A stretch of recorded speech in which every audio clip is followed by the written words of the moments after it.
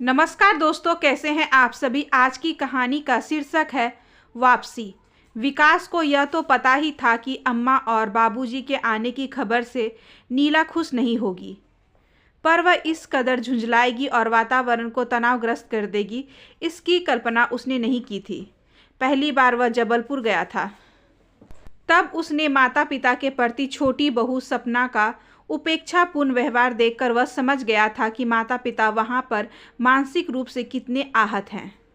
यद्यपि वह जानता था कि उसकी पत्नी नीला के हृदय में भी सास ससुर के प्रति पहले जैसा आदर नहीं रह गया है, फिर भी वह चाहता था कि माता पिता उसके साथ रहे। पर माँ ने कहा, अभी नवरात्रि के व्रत चल रहे हैं, नवरात्रि हो जाए फिर आएंगे। विकास हमेशा से माता पिता का आज्ञाकारी रहा। उसके पिताजी ने अपनी युवावस्था और प्रौढ़ावस्था उस युग में बिताई जब व्यक्ति ईमानदारी को जीवन की सबसे बड़ी पूंजी समझता था और लोग स्टेटस बनाए रखने की खातिर अनैतिक साधनों से धन अर्जित करने की अंधी दौर में शामिल नहीं होते थे। विकास को अक्सर याद आता कि जब वह छोटा था तब तो पिताजी कुल 500 रुपये वेतन मिलता था। उससे छोटी सी रकम में भी उनका जीवन कितना खुशहाल था। खरीद कर लाते और हमारे खुशी के वह पिताजी से लिपट जाता। माँ खीर वह पूरी बनाती और दादा दादी माता पिता एक दूसरे से परिहास करते हुए खाना खाते। लेकिन आज तो घर की परिभाषा ही बदल गई है। घर पति पत्नी और बच्चों तक ही सीमित रह गया है। दादा दादी को साथ रखने की बात तो दूर, माता पिता को भी अनावश्यक बोझ समझा जाता है। उसने तो सदा यही पढ़ा और सुना कि नारी संवेदनशील और भावुक होती हैं।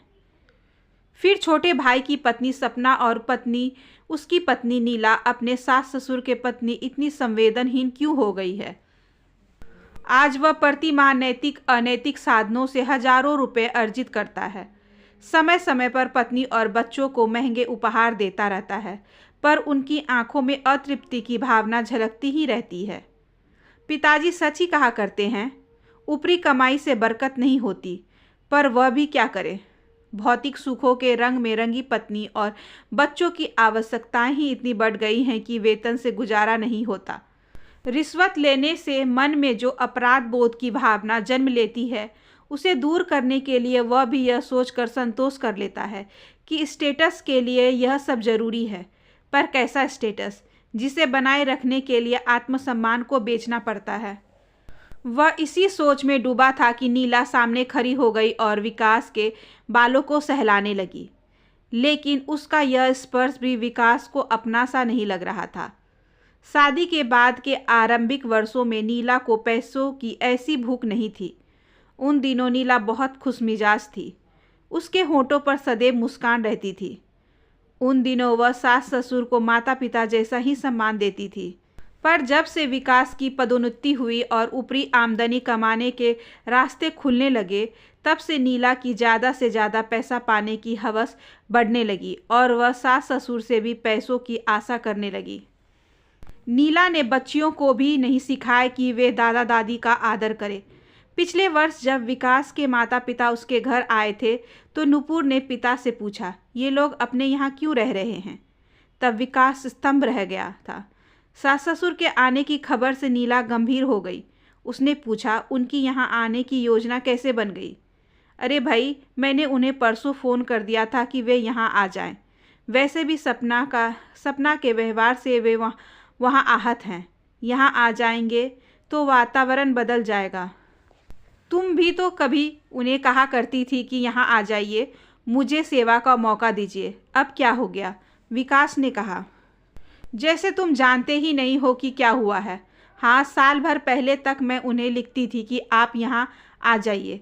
घर उस समय की बात अलग थी। तब उम्मीद थी कि वे प्लॉट की रजिस्ट्री तुम्हारे नाम पर कर देंगे और पुश्तैनी भवन में जो बंटवारा होगा उसमें से कम 3 फ्लैट तुम्हें ही मिलेंगे। पर जब से तुम्हारे भाई व्यवसाय में 4 लाख रुपए का घाटा हुआ है, विरासत में संपत्ति मिलने की उम्मीदों पर पानी फिर गया है। कुछ मिलना होता तो सेवा भी कर देती। नीला झुंझलाकर बोली, तुम बने रहो श्रवण कुमार, पर मुझसे उम्मीद मत रखो। कि मैं तुम्हारे माता पिता के स्वागत के लिए लाल कालीन बन बिछाऊंगी।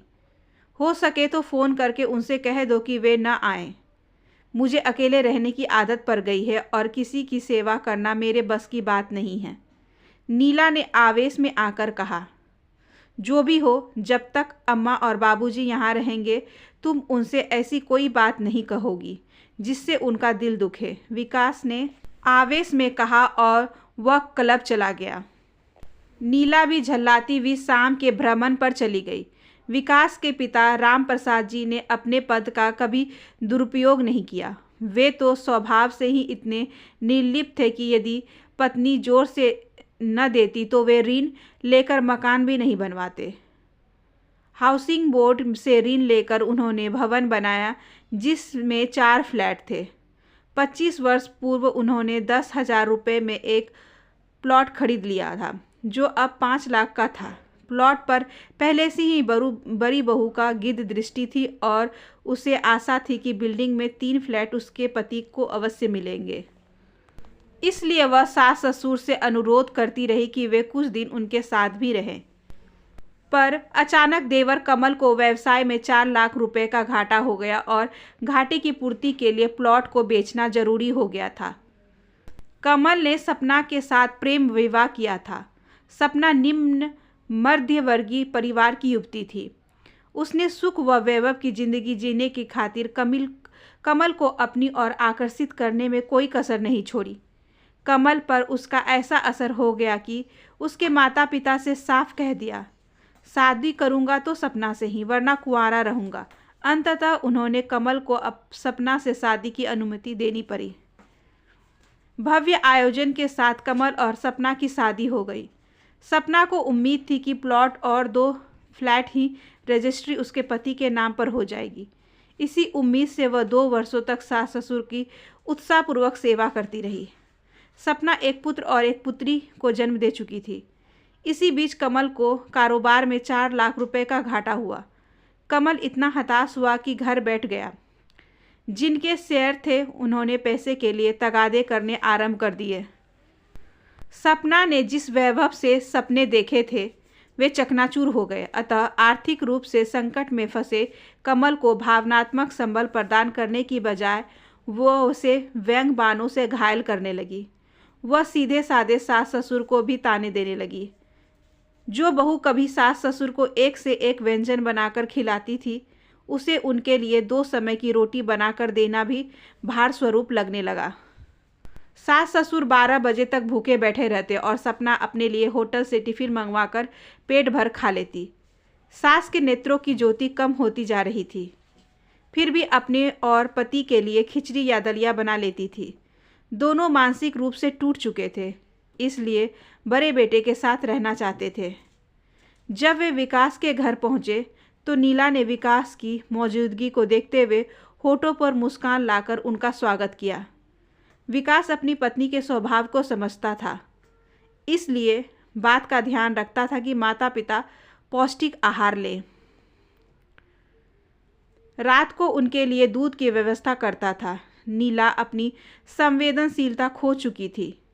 विकास के सामने तो वह सास ससुर से कुछ नहीं कहती थी, पर दोपहर में जब विकास दफ्तर में होता था तो वह उन पर शब्दों के ऐसे बाण चलाती थी कि बूढ़े सास ससुर का हृदय आहत हो जाता।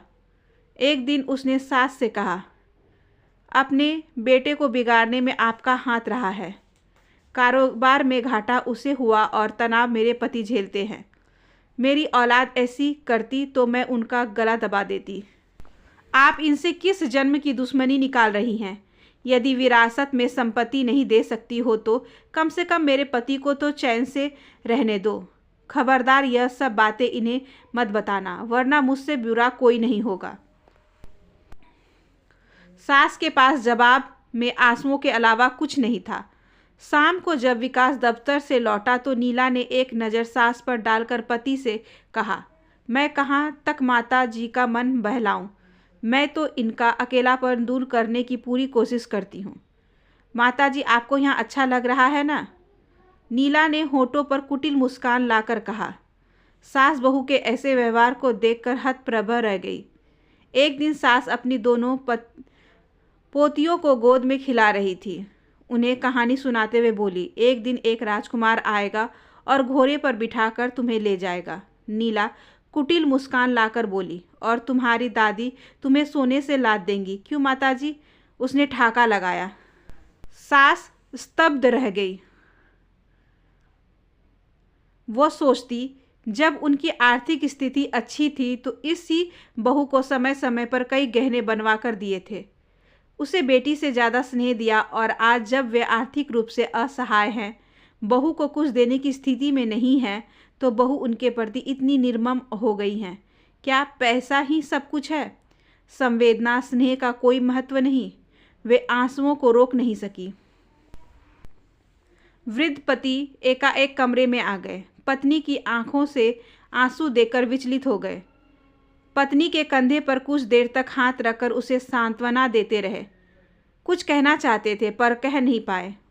उनकी स्थिति भी तो ऐसी थी कि बहू घर से निष्कासित करना चाहती थी और वे बिन बुलाए अतिथि की भांति रह रहे थे।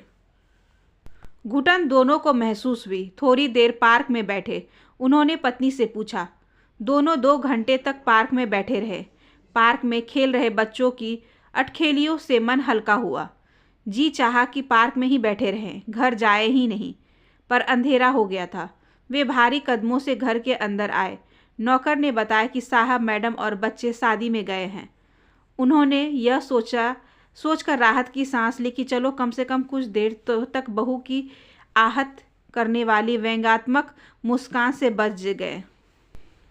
नौकर ने सुबह की बची ठंडी रोटियां और फ्रिज में से सब्जी निकालकर परोस दी। भैया, ये सूखी रोटियां चबा नहीं पाते, थोड़ा दूध गर्म कर दो। वे बोली, माँ जी, दूध का एक भी पैकेट नहीं है। मैम साहब बोली थी कि शादी से खाना खाकर लौटने में देर हो जाएगी, इसलिए दूध नहीं पियेंगे। पैकेट मत लाना, अब तो डेयरी भी बंद हो गई है। नौकर ने कहा। भैया, ये 5 रुपये ले और आसपास के होटल से दूध ले आ, ये दूध के साथ रोटी खा लेंगे। वह नौकर के सामने गिड़गिड़ाई। नौकर को दया आ गई। वह होटल से दूध ले आया। दूध ऐसा था जैसा पानी में दूध की बूंदें डाली गई हो। फिर भी दोनों ने उसी में रोटी मसल कर खा ली। उन्हें याद आया कि जब पति नौकरी में थे, वे अपने रसोई को गरम और ताज़ा खाना देती थी, और आज उनका अस्तित्व नौकरों से भी गया गुजरा हो गया है। 2 बेटों की माँ होने के बावजूद वे स्वयं को अकेला महसूस कर रही थी। उस दिन नौकर नहीं आया था। विकास दफ्तर की एक मीटिंग से गया था। नीला कॉफ़ी हाउस में नाश्ता करके आ गई थी। नीला ने 2 बजे तक खाना नहीं बनाया।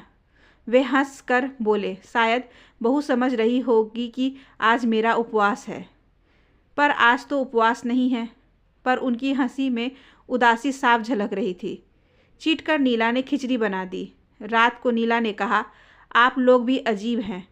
आपकी यहाँ इतनी फजीहत हो रही है, फिर भी बेशर्मी के साथ यहाँ टिके हुए हैं।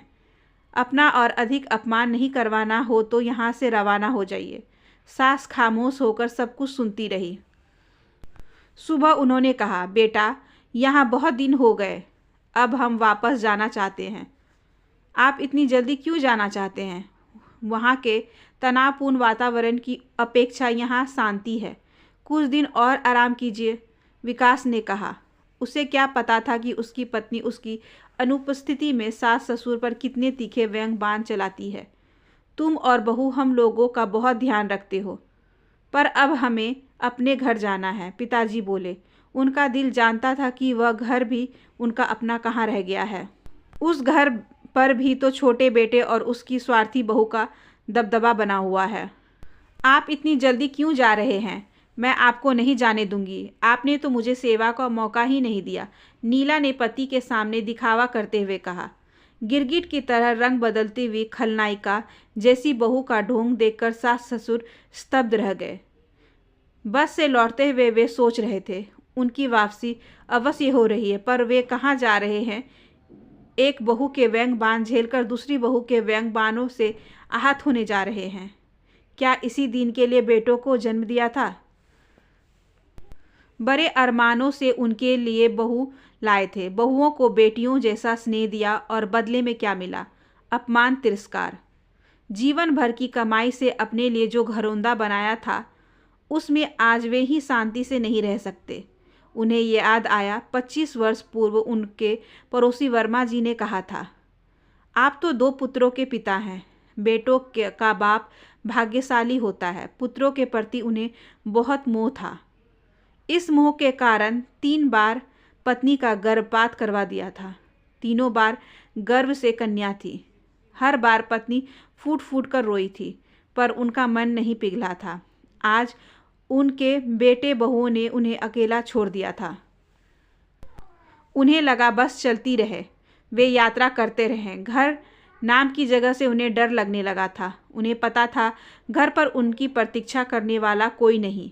वे चश्मे के शीशे को पोंछने लगे, जो लगातार आंसुओं से बहने से धुंधले हो गए थे। आशा करती हूँ कि आज की ये छोटी सी कहानी आपको अच्छी लगी होगी। अगर अच्छी लगी हो तो please like, share and subscribe करें हमारे चैनल को।